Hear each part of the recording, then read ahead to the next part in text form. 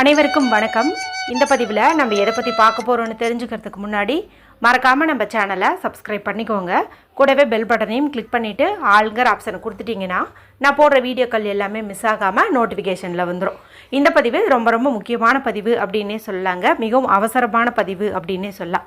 எதை பற்றிய பதிவு அப்படின்னு பார்த்தீங்கன்னா, இன்றைக்கி ஏப்ரல் மாதத்தின் 12ஆம் தேதி, பங்குனி மாதத்தின் 29ஆம் தேதி நிறைஞ்ச சனிக்கிழமை. இந்த நாளில் நமக்கு பங்குனி மாதத்திற்குண்டான பௌர்ணமி திதியும் இருந்ததுங்க. ரொம்ப ரொம்ப சக்தி வாய்ந்த ஒரு நாள் அப்படின்னே சொல்லலாம். மேலும் இந்த நாளில் நமக்கு குருச்சந்திர சேர்க்கையும் இருந்தது. அதாவது குருவுக்குரிய எண் இந்த ஆங்கில தேதியில் இருக்குது. ஏப்ரல் மாதத்தின் 12 அப்படிங்கும்போது அதில் வர 1ஐயும் 2ஐயும் ஆட் பண்ணிங்கன்னா உங்களுக்கு 3ங்கிற நம்பர் கிடைக்கும்.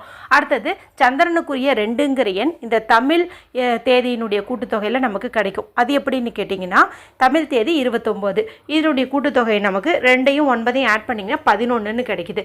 இதில் வர 1ஐயும் 1ஐயும் ஆட் பண்ணிங்கன்னா உங்களுக்கு 2 அப்படின்னு கிடைக்குது. அப்போ 2 அற்புதமான கிரகங்களுக்கு உரிய எண்ணினுடைய சேர்க்கை இன்றைக்கி நமக்கு அமைஞ்சிருக்குது.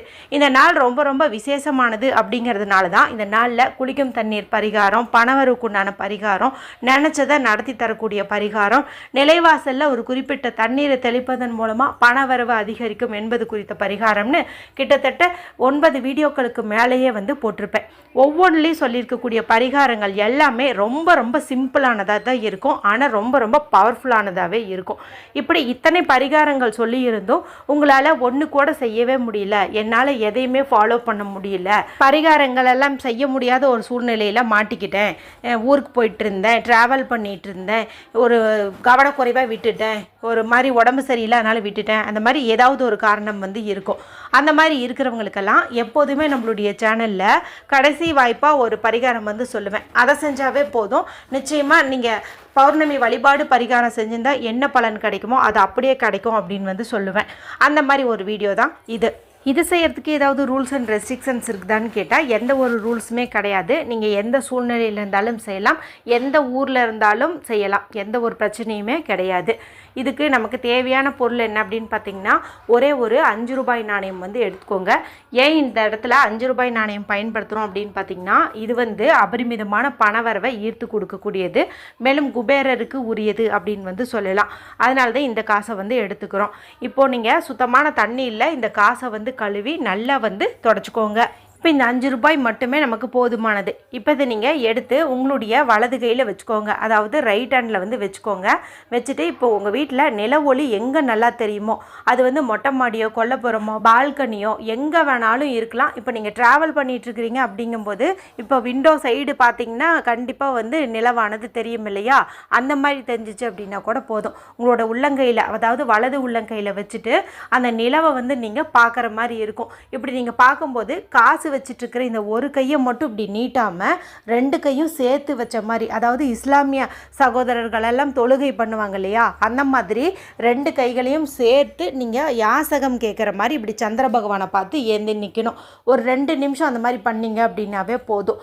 அந்த நிலவினுடைய அந்த ஒளியானது முழுவதுமாக அந்த கையில் வச்சுருக்கிறோம் பாருங்கள் காசு, அந்த காசு மேலே இறங்கும். அதே சமயத்தில் நம்ம வீட்டில் தான் இருக்கோம், அதாவது மொட்டை மாடியில் உட்காந்துருக்கோங்கும் போது அந்த 2 நிமிஷமுமே அந்த நிலவினுடைய ஒளியானது நம்மளுடைய உடம்புலேயும் இறங்கும். நிறைய நேர்மறை ஆற்றல்கள் நம்மளுடைய உடம்பு முழுக்க பரவறத நல்லாவே உணரலாம். நீங்கள் நிலவை பார்க்கக்கூடிய இந்த சமயத்தில் எக்காரணத்தை கொண்டு கண்களை மூடிக்கிட்டு தியானம் பண்ண வேண்டாம். நீங்கள் அந்த நிலவை பார்த்த மாதிரியே இருக்கிறது அப்படிங்கிறது தான் ரொம்ப ரொம்ப முக்கியம். எவ்வளவு நேரம் முடியுமோ அவ்வளவு நேரம் இந்த நிலவை நீங்கள் தரிசியுங்க.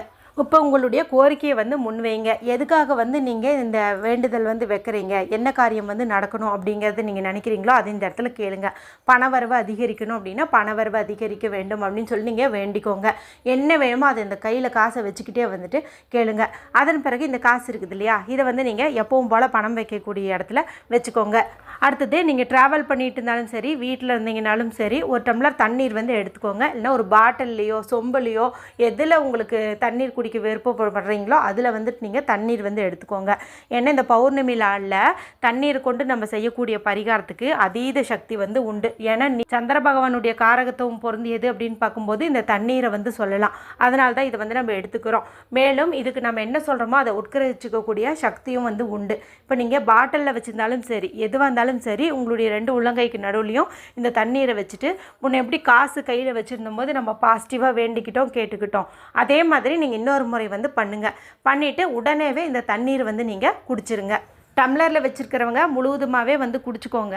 பாட்டிலில் வச்சுருக்கிறவங்க ஒரு 2-3 சிப்பாவது நீங்கள் குடிக்கிறது அப்படிங்கிறது நல்லது. இப்போ நான் சொன்ன இந்த 2 விஷயத்தை மட்டும் நீங்கள் செஞ்சீங்கன்னாவே போதும். உங்களுடைய எல்லா விதமான விருப்பங்களும் நிறைவேறும், பணமும் வந்து பல மடங்கு பெருகும். பரிகாரங்கள் எதுவுமே செய்யலின்னா கூட பரவாயில்ல, இந்த 2 விஷயத்தை மட்டும் செஞ்சுட்டு பாருங்கள். கண்டிப்பாக உங்களுடைய விருப்பங்கள் யாவும் நிறைவேறும். வீடியோ குறித்து ஏதாவது சந்தேகங்கள் இருந்ததுன்னா கமெண்ட் பண்ணுங்கள். பிடிச்சிருந்தால் மற்றவங்களோட ஷேர் பண்ணுங்கள், லைக் பண்ணுங்கள். மற்றும் ஒரு பயனுள்ள பதிவில் உங்களை சந்திக்கிறேன். நன்றி, வணக்கம்.